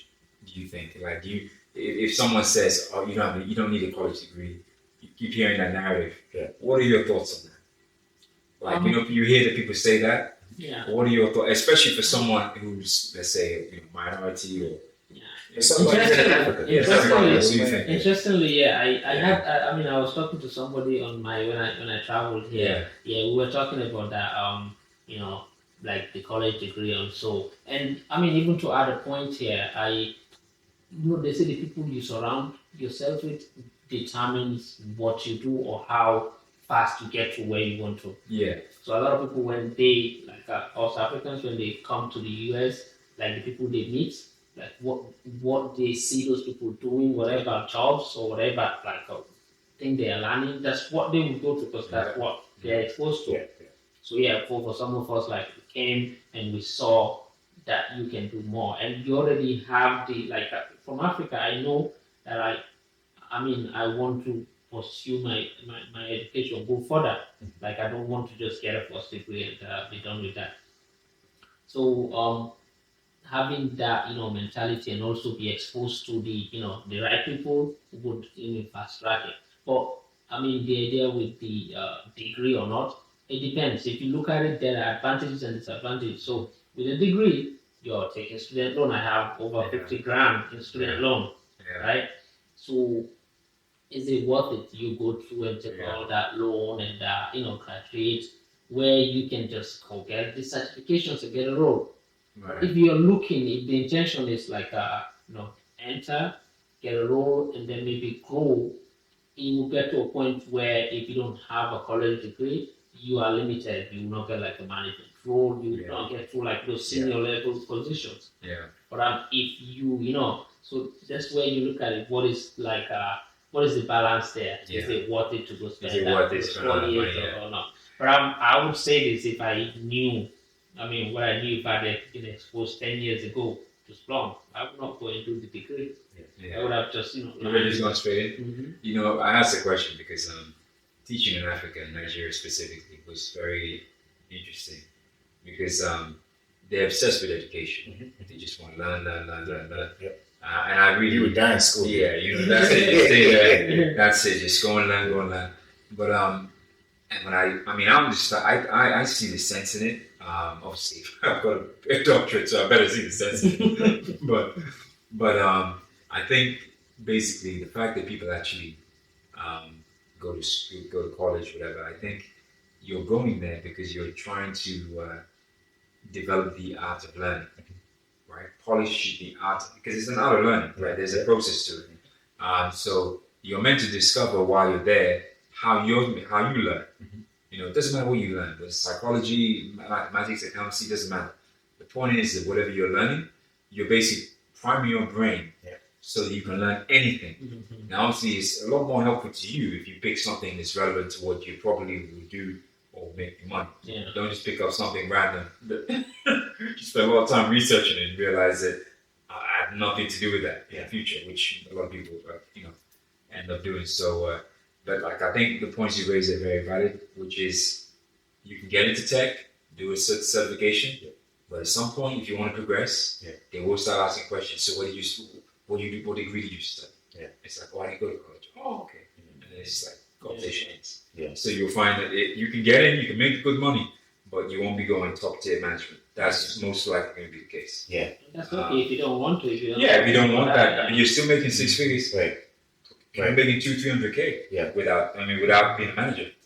And there's depends on what area you're working. Yeah, there's some moves that you don't necessarily like. So, You can make like um, the total compensation package is $500,000 plus, and you don't necessarily need a degree. Yeah. So there's many different areas as long as you have that skill set, and if you're really good at what you're doing, like one of the chief architects, get on that. It's young dude. He's probably like early 40s, like maybe late 30s. Chief architect, super smart. Super smart. Like the guy Bob like knows any and everything. You ask him any and everything. Like he just knows it like the back of his hand. But at the end of the day, like he probably did get a degree and all those other things, but if he knew what he knew even without the degree, I guarantee he'll still be at that position just because like he knows his stuff. And, like he knows the architecture, he knows the networking, he knows like how services are interlaced, like he knows the ins and outs. Strive to be that type of person. And I think the other part with like, since this is the Africans in Tech podcast, when it comes to a lot of Africans, not all, I'm not saying this as a monolith, but in terms of like individuals, and especially like from a country cultural perspective, the emphasis on education is definitely misplaced in the sense of like what the value proposition, right? For sure. No, there's not enough emphasis on skill. You want to be this big shot so people can say, it's the education, not the skill. And it's the skill. Like, okay, you learn this stuff. What skill do you have? Now that you have this, what skill do you have? That's the question. What can you do for me? And to a certain degree, like it's here as well, where people like say, I got my master's, whatever it is. I have my master's, you have your doctorate. I've never heard Kaana say, call me doctor. Call me doctor. Doctor. I've never heard Kaana say that. He's so humble in that sense, but very educated guy.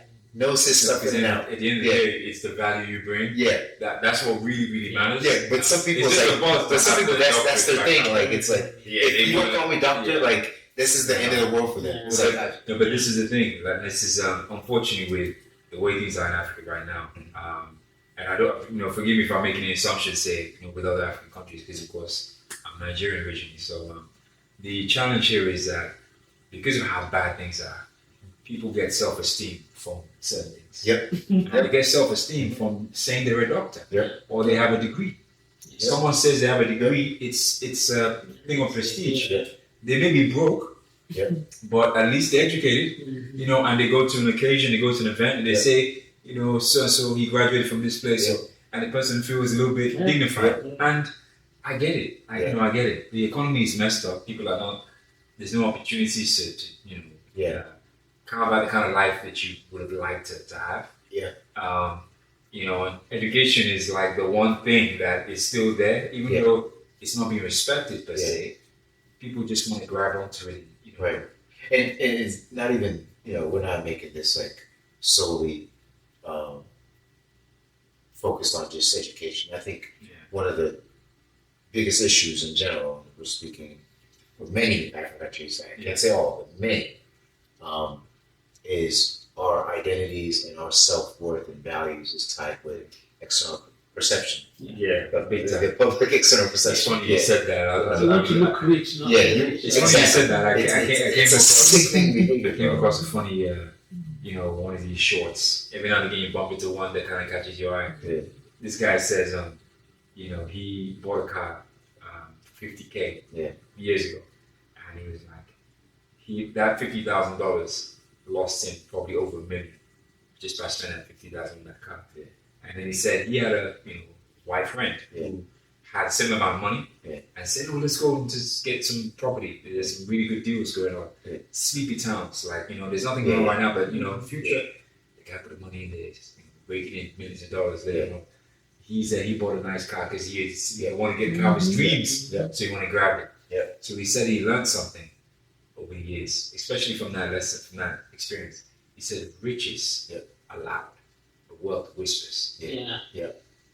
That's when you're rich, you want everyone to know about it. You want shiny things. You want people. When you're wealthy, you don't have to say much. They just people see it. Mm-hmm. They see it. They know. It's whisper, You whisper. don't have to let It's- them know. yeah. You know, and it hit home. Yeah. When I heard that, I thought, Yeah. I get it. Yeah. There's a difference between rich, Yeah. Riches and wealth. Yeah. Totally Yeah. big difference. Very, very important. So I talk about, our guy that, we know down south that, is making 100, 200. yeah. So yeah. quite to the T. To be Bro. making money like that. Quite to the T. Doesn't you say won't be loud. much, You won't be loud. but when he steps in, I think he has an old Navigator. I'm not talking about, I think it was like a 2005, 2006. The guy can literally buy like any yacht he wants. He always got Any yacht. 18-year-old car. Yeah. Yeah. It's classic. Buy any car he wants. Could buy an airplane. Yeah. But at the end of the day, one of the most humble and most respectful and honorable guys, like when it comes to and he's also very smart as well when it comes to his wealth. Like he doesn't just put it on Front Street. Just say, okay, look, I have this is my net worth here, and this is what I'm doing. He posts stuff from time to time, and says other things. But at the end of the day, like you know this guy's doing well. And I think to me, like that's what I strive to be. That's what I know you guys strive to be. And sir, I did that about you a lot, like in the students, and also like they say that he's very humble. You don't even know people talk that about you. So I would say you are there already. I learned. That's the thing that I learned from others. Like because there was a certain point in time where it's like I wanted to kind of like have all these flashy things and kind of like show. Because I was not saying. We're not saying you should have flashy things. Trust me. It's not bad. I love flashy things. Yeah, I have my own flashy car. I have like a flash house, all these things. But it's just there's a process in moderation. And and timing too, right? So very important. Before you can decide to get certain things. Be able to afford it. Yeah. Be able to afford Be it. able to afford it. And also from a standpoint of like making investments, like, my wife and I, as you guys know, we invest in like real estate. Maybe in 2015, that would have been like my first thing to think about. My first thing, like, I want to get this nice car, I want to do all these other things. But as soon as I started elevating and being around other people, especially my wife, and we talk about this sense of like how partner is important. Yeah. My wife is like the most frugal when it comes to like buying certain things. And I love that about her. Like I had to start buying her like the expensive, like personal, these other things. But the fact that she looked at like money, not just from like a asset and a wealth and kind of like what we could build for the future, but she looked at it in terms of like we didn't have it, right? And not kind of like having a big eye when it started coming in and things like that. And that to me is like it's the sort of mindset that you need, but it takes. It's a learning process, and you have to be disciplined. You have to be consistent in that. You can splurge from time to time. We're not saying that you don't do that. But what we're saying is like in moderation and especially in timing. If you are building yourself up, don't go spending half of your money on a stupid car. Go spending on like a stupid apartment that you can barely afford, or a house that you can barely afford even at that. Spend it on something where you're building yourself. You know that you're building. Yeah. And then when that time comes, you'll know it because that doesn't hurt when you start spending it on a fancy car or you take these fancy trips. It's not like a big burden. But those are things I didn't learn. I'll admit it. I didn't learn that of my own will or volition. I had to be around others that kind of taught me those things. And then slowly, as I started seeing that, and even from I think, remembering where I came from mindset, seeing where my mom was at, seeing where, especially those of us who grew up from the continent. So we see poverty daily. And so, you know where you could have been. Exactly. It's just by chance, by the grace of God that you got out of there. So it's like recognizing that is key. Yeah. And then I'm going to get into this and then we'll pivot, man. I promise. Yeah. The last aspect, since we're already on this subject, when it comes to like financial, not just literacy, but like get financial freedom. Not just freedom, but also like I think, I don't know if it's sensibility or intelligence, I don't know what the word is, but dealing with family, we're all Africans that are, they can bring you down very quickly if you let them. So when you start making these hundreds of thousands, whatever it is that you're making, it's very important to manage your funds wisely. You don't give to any and every cause. People are going to start coming out the woodworks. You hear about athletes. It's not just athletes, so you start making any kind of money. Everybody has their hands out for something. You have to be wise in what you choose to give to. Not every family member now needs you to be paying for X, Y, Z. So these are things that we have to like be able to manage. Like, how do you guys like deal with that from like your perspective? Yeah. I mean, the first thing is, I think, is being cautious about the impression you're giving. Yeah. If you give the impression that you have excess, then it just seems like you're being cruel when you tell them no.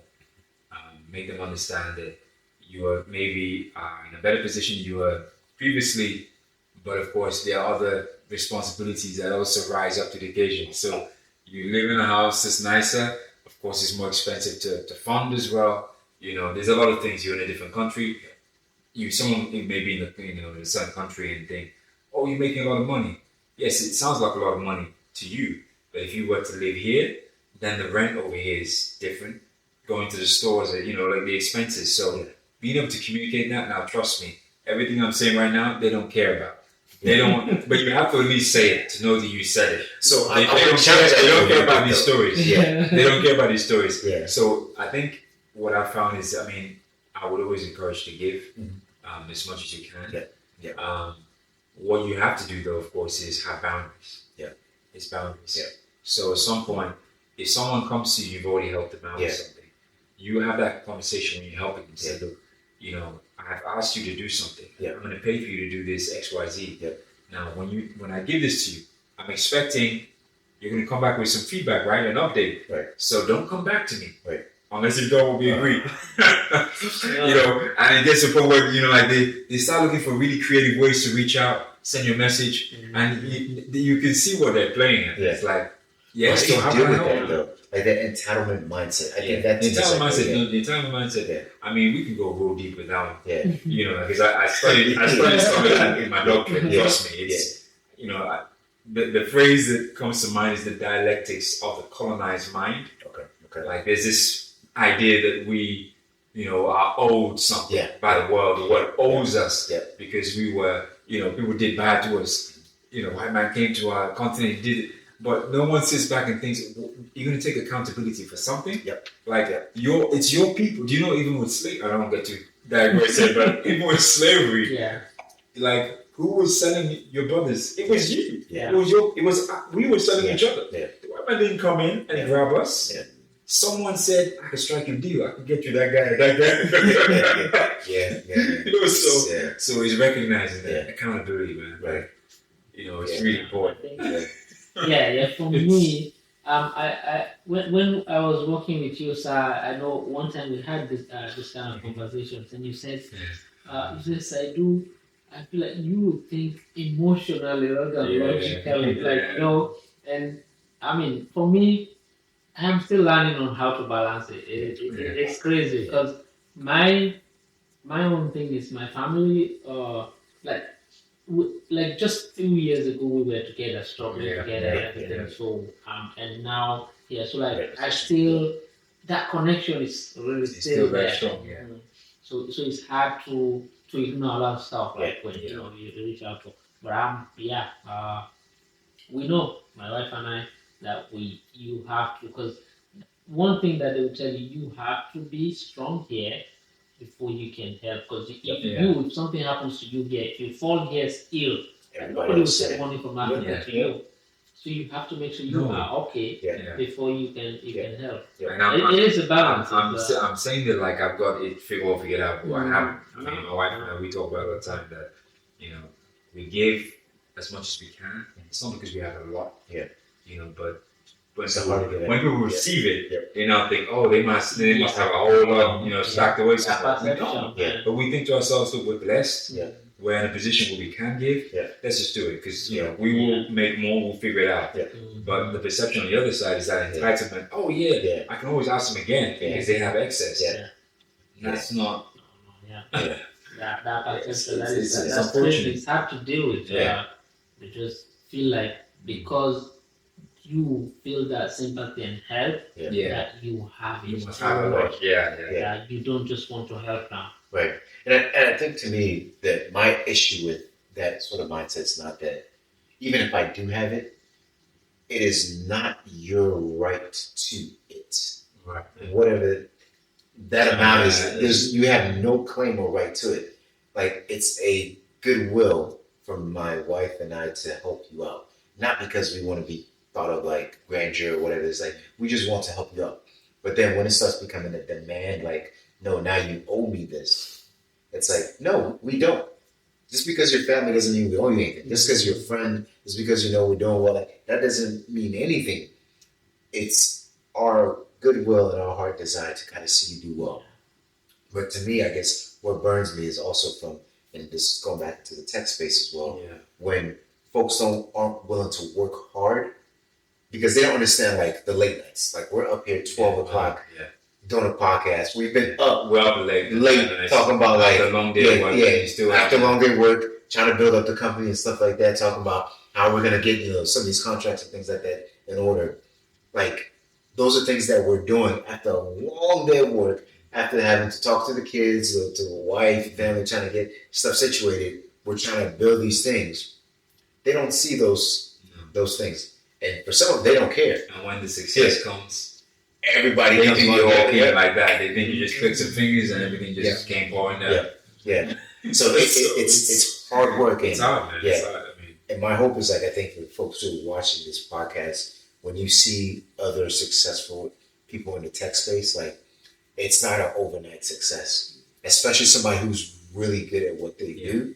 Like it took time. I've talked about many times how I took tickets that didn't even belong to me just to kind of get better at stuff. You've done the same thing. You've asked for extra work. You've asked for stuff like, how do I do this? How do I get better at this? You started studying other things where I'm like, I was actually questioning my content. Just focus on Splunk. I need to know sites. I need to know.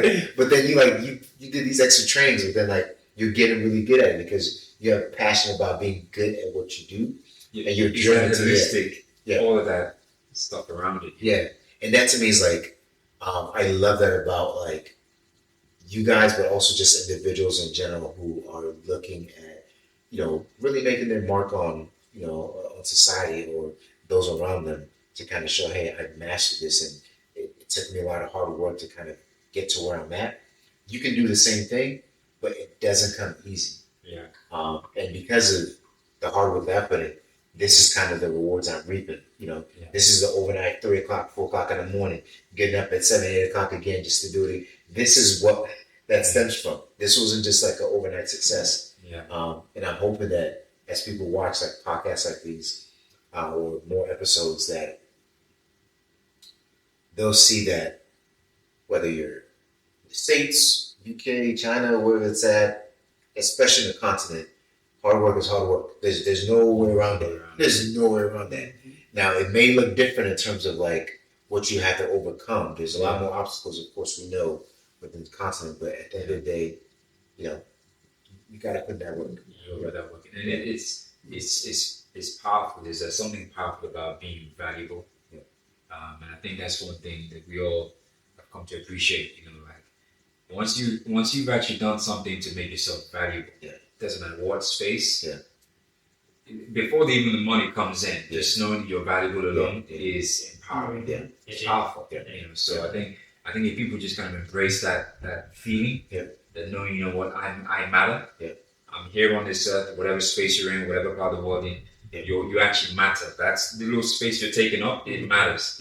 Then you can kind of move forward. But if you haven't figured that out, it's gonna be a bit of a frustrating ride. So cool. Well, guys, I mean, this has been an amazing conversation.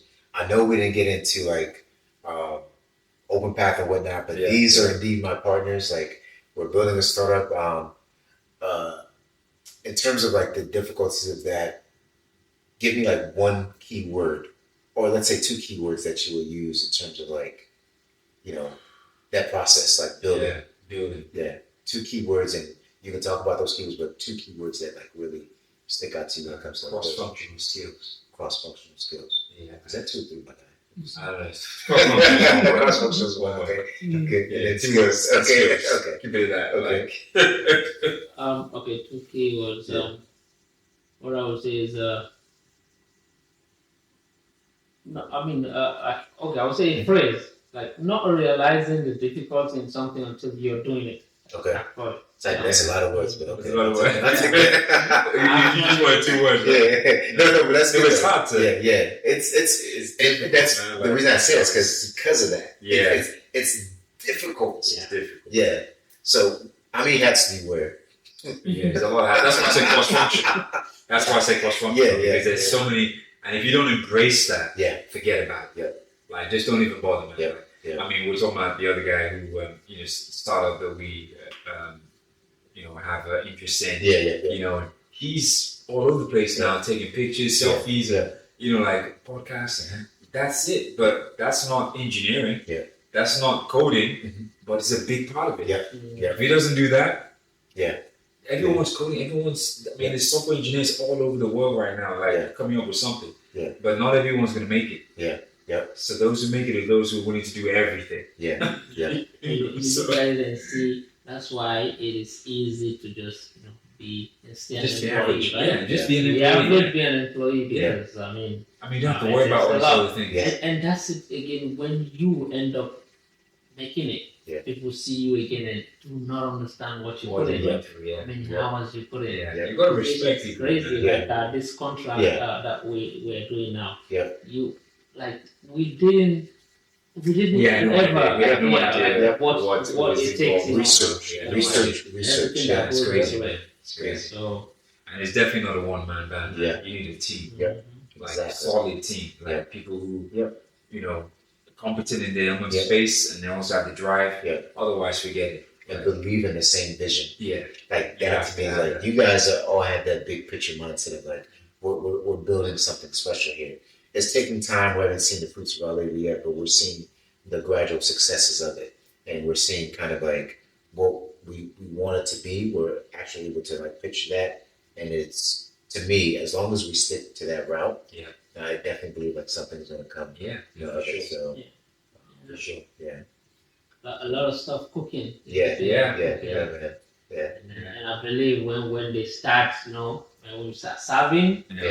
it'll be I'm a lot telling of you, dishes. yeah. Like, I'm telling you, And the beautiful thing is that there's enough for everyone. Yeah. Like, Yeah. There's enough space for everyone to be a billionaire. Yeah. Like you want it, go for it. It's Right. there. Yeah. I mean, the money is just there. I mean, Yeah. The thing is, I think that's again limited mindsets. People just don't realize just how many opportunities there are out there. Yeah. Sometimes you have to take a step back and look at what's going on. Yeah. I think.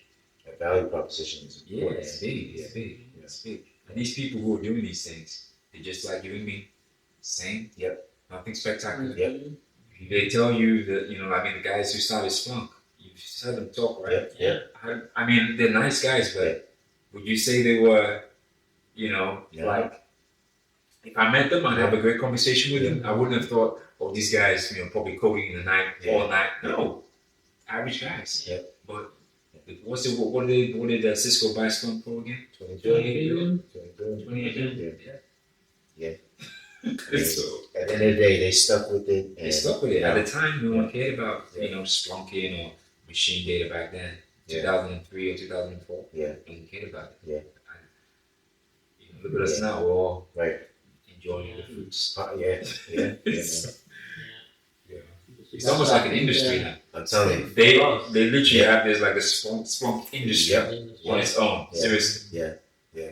And that's why for us Open Pad, I think I am a lot excited about the potentials that we have in Africa. Yeah. I mean, we can do a lot here, but Yeah. the market, the African market, Yeah. it is It's untapped. Because of the population. There's so many young people. Yeah. So many. So you don't really understand just how important that is for a workforce. Yeah. But if you have that sort of number, Yeah. it's crazy what you can do. Right.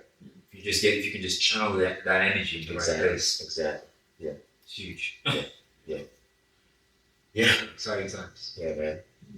This has been a fantastic conversation. I know we've been a little long-winded today, but I got my guys here, so it's always hard to keep conversation short when we're together. So we apologize for any waffling that might have gone on today. No worries. They could have cut it off anytime. So if you're still watching, that means it must have been a good pod. But man, this is a great episode. If you are looking to get in touch with either Kaana and Saidu, we'll have their contact information below. Again, they're part of OpenPath, so they kind of linked with me forever, I'll say now. So if you need to get in touch with them, you can always email us at africansintechnology@gmail.com. You can get into africansintechnology@gmail.com.